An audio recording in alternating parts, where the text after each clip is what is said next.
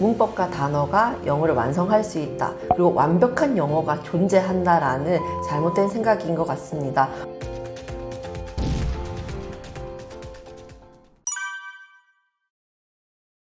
사실 저는 학원에 대해서 설명할 때 꼭 강조하는 이 단어가 있는데 모든 사람들이 약간 비웃어요. 왜냐하면 학원과 영어 교육에 정말 그런 걸 강조하면 안 되는 단어라고 많이들 말씀하시고, 보통 학원 프로그램이나 저의 어떤 커리를 강조할 때 제일 많이 해야 되는 게 사실 뭐 체계적인 프로그램, 뭐 단기간의 향상 이런 거야 되지만, 저는 사실 사랑이라고 생각합니다. 이게 되게 이상적인 단어일 수도 있겠다고 생각을 하지만, 정말 어떤 그 조건 없는, 이유 없는 그 순수한 아가페적인 사랑이 가장 기본이라고 저는 생각합니다. 그래서 사실 제가 20대 때부터 제가 영어를 되게 잘 가르쳤어요. 제가 가르치는 아이들 잘 늘었기로 유명했는데, 저는 그게 제가 잘나서 그렇다고 생각을 했습니다. 그래서 제가 잘 가르치고 제가 많이 연구를 하고 제가 자료를 잘 만드니까 아이들이 당연히 잘하겠지라고 생각을 했는데, 30이 넘어가고 제 아이를 키워서 깨닫는 거는 제가 잘 가르치는 게 아니고, 제가 뭐 특별히 잘난 게 아니고, 제가 제일 잘하는 게 있다면 아이들한테 편견 없이 기대 없이 나한테 오히려 기대고 내가 다 알려주겠다고 해주는 그 어떤 조건 없는 사랑이 아이들의 마음을 문을 열어서 영어를 하게 만들고, 그 하게 만드는 그 과정 속에서 아이가 스스로 공부를 하는, 그러면서 성장을 하고 그게 상당히 빠른 효과를 내는 거지 다른 건 없다 저는 생각합니다. 그래서 좀 교육이랑 다르지만 사랑이라고 저는 생각합니다.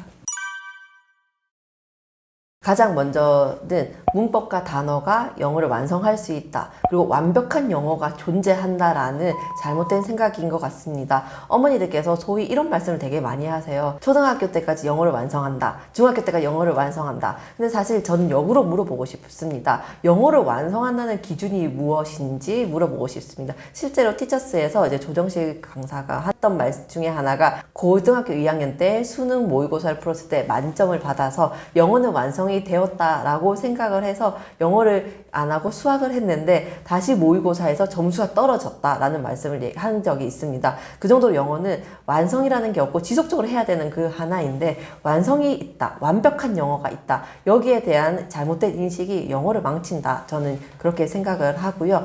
또 하나가 있다고 하면, 영어 공부하는 거에 단 하나의 방법에 정답이 있다라고 생각을 하는 게 잘못됐다라고 생각합니다. 저는 사실 엄마표 영어를 해서 성공하신 분들이 책을 내는 것을 읽고 참고하는 거는 매우 좋다라고 생각하지만, 그거를 똑같이 우리 아이에게 적용하는 걸 정말 강력하게 비추천드립니다. 옆집 아이는 잘하지만 왜 옆집 아이처럼 우리 아이를 못하니? 라고 말씀드리는 거에, 그 말에는 분명한 모순이 있습니다. 왜냐하면 옆집 아이는 옆집 아이고 우리 아이는 우리 아이입니다. 옆집 엄마의 성격을 내가 똑같이 가지고 있지 않고 우리 집 환경이 똑같지 않는데 어떻게 똑같은 결과를 낼 수 있습니까? 제가 상담을 할 때 항상 조심하는 부분이, 아이는 너무나 다 다르고 너무나 개성이 다 다르고 가진 잠재력이 너무나 다른데 제가 단죄하듯이 얘는 이렇게니까 이렇게 하세요 라고 하는 것 자체가 잘못됐다라고 생각합니다. 어떻게 보면 우리 아이에 맞는 또 더 적합한 방법이 있고, 그거는 학부모와 또 같이 아이를 가르치는 선생님이 고민돼야 할 부분인데, 그런 걸 하지 않고 단지 옆집 아이가 잘했으니까 우리 아이도 이렇게 하면 잘하겠지 라고 하는 그 어떤 단 하나의 정답을 내는 교육 방식, 그게 어떻게 보면 아이의 학습을 망치는 하나의 방법이지 않을까라는 생각을 합니다. 한국 사람들이 영어를 잘한다는 기준이 두 가지가 있는 것 같습니다. 말을 잘하거나 성적이 좋거나, 이 두 가지인데, 사실 이 두 가지 모두 영어를 잘한다라고 할 수 있는 절대적인 기준이 되지 않기 때문에 이거에 대한 오해를 하지 않으셨으면 좋겠습니다. 첫 번째는 이제 어머니들께서 되게 많이 착각을 하시는 경우가, 아이가 성적이 되게 잘 나오면 영어를 잘할 거라고 생각을 하셔서 아이가 중학교 때 극상위권이 있기 때문에 특목자사고를 많이 생각하십니다. 그래서 이제 겨울방학 때 특목자사고 가기 전에 준비하러 온다, 뭐 이렇게 오시는데 특목자사고 갈 정도가 영어가 되지가 않는 경우가 사실 상당히 많습니다. 그런 친구들은 중학 내신에서는 극상위권일 수 있지만 고등 내신에서 또는 모의고사에서 바로 넘어질 수 있는 영어 실력을 가졌기 때문에, 사실 그 학교 시험을 잘한다고 영어를 잘한다라고 말하기는 조금 어려운 부분이 있기 때문에 여기서 영어를 잘한다고 할 수는 없습니다. 그리고 두 번째는, 사실 제가 이것 때문에 좀 이 부분을 강조해서 썼던 것 같습니다. 사실 면접을 하게 되면 상당히 화가 날 때가 많습니다. 면접을 보게 되면 다들 자신의 영어를 상이라고 표현을 하십니다. 특히 기성 기성세대, 예전에 이제 문법 세대일수록 자신의 영어를 상이라고 표현을 하는데, 실제로 만나서 면접을 하고 영어 면접과 라이팅을 하면 이 영어는 아이들에게 영어를 가르치실 수 없는 영어라고 판단되는 경우가 많습니다. 왜냐하면 스피킹을 할 때 문법적으로나 단어 위주로 뱉는 경우도 많으시고, 조금 발음이 좋은 척을 하면서 이렇게 하시는데, 사실 영어 책 수업을 하기 위해서는 텍스트를 정확하게 이해하고, 또 거의 완전한 원어민은 아니더라도 플루언트하게 영어 책 내용을 설명을 해줄 수 있어야 되고, 질문을 하고 주고받을 수 있어야 되는데, 자신의 문장 자체가 완전하지 않는 경우도 많은데, 단순히 영어를 할 때 스스로 느끼는 어려움이 없기 때문에 영어를 잘해서 영어를 상이라고 말씀하시는 부분들이 많은데, 실제로 그런 경우는 영어를 상이라고 하시면 안 되고 영어를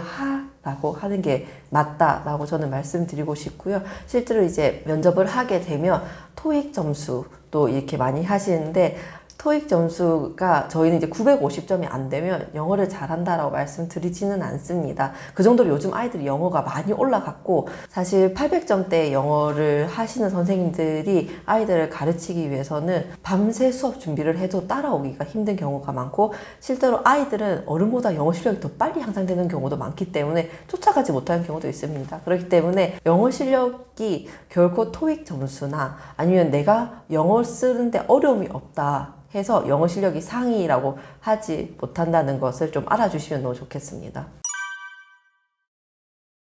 저는 보통 많이 추천드리는 시기가 초등학교 1학년 2학기 또는 2학년 1학기를 많이 말씀드립니다.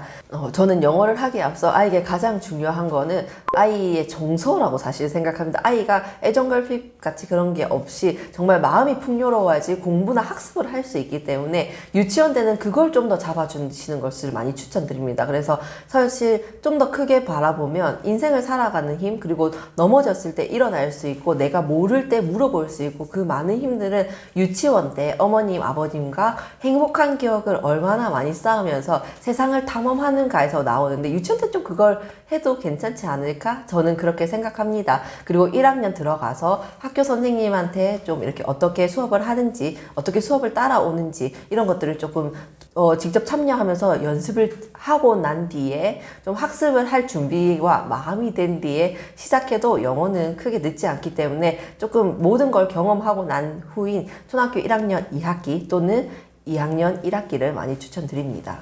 만약에 근데 불안하시다고 하면 뭐 영어 노래 부르고 따라하는 거 정도? 아니면 정말 쉬운 영어 책들이 있거든요. 그런 것들을 읽어주시는 것도 좋고요. 그리고 사실 제일 많이 추천드리는 거는 요때는 한국어 책. 그래서 도서관에서 정말 한국어책을 막 어릴 때는 막 20-30권 쌓아서 읽지 않습니까? 그런 것들을 하면서 책의 즐거움에 좀 빠져서 좀 상상의 나래를 키우는 연습을 해주는 걸 좀 더 추천드립니다.